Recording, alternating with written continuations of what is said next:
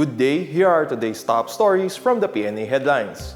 The Department of Interior and Local Government or DILG denounces the spread of false information announcing the suspension of government work and classes today, August 27, in several parts of the country.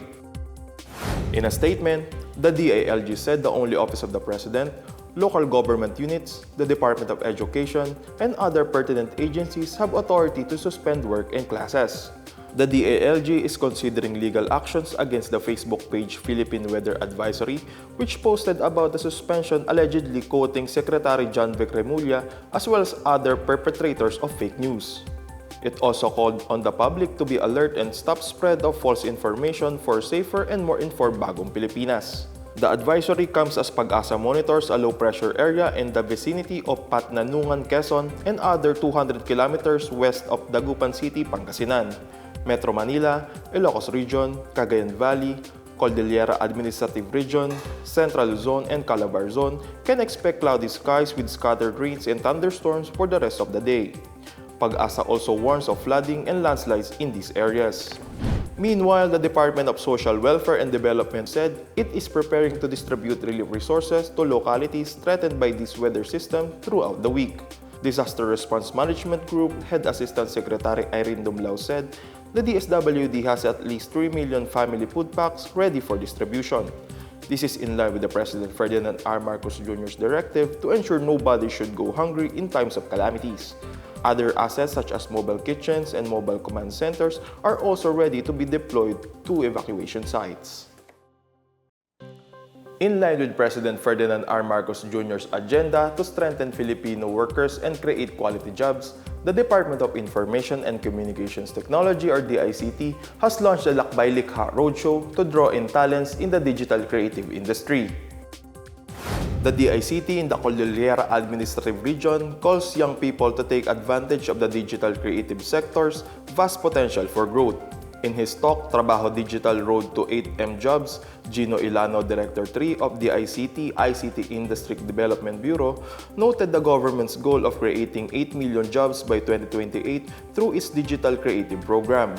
The Philippines is targeting 20.9 digital jobs by 2028 from 12.38 million as of 2024. The jobs will be in IT business process management, e-commerce, and freelancing. Ilano said the goal is achievable through upskilling, reskilling, and supporting micro and small and medium enterprises and freelancers. He also said the IT business process management sector is projected to earn over $40 billion in revenue this year and is targeting $59 billion by 2028. For her part, the ICT Section Chief Marigold Daguiso said the Lakbay Likha roadshow aims to ensure access to the digital creative industry to all and not just in urban areas.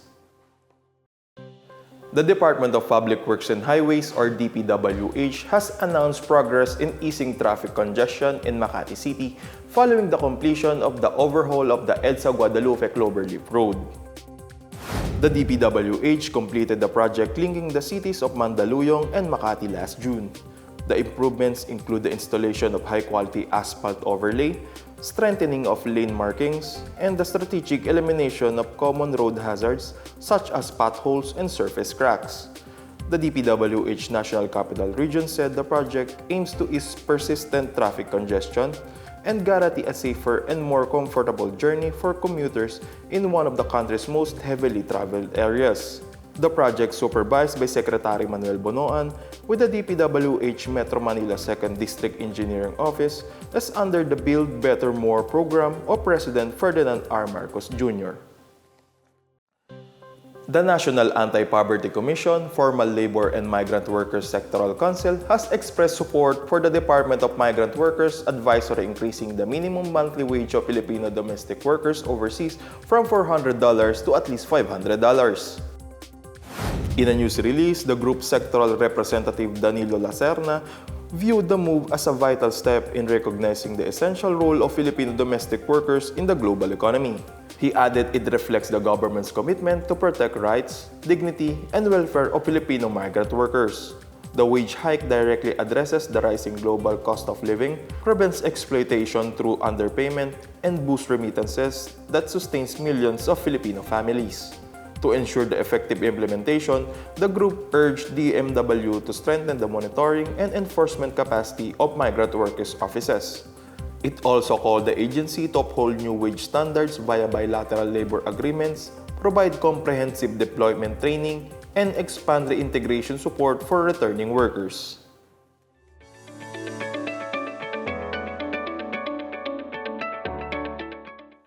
In our business news, Abra Representative J.B. Bernos is pushing a bill for the declaration of the province as a tourism and cultural heritage area to help pursue its sustainable, inclusive, and cultural-oriented tourism development.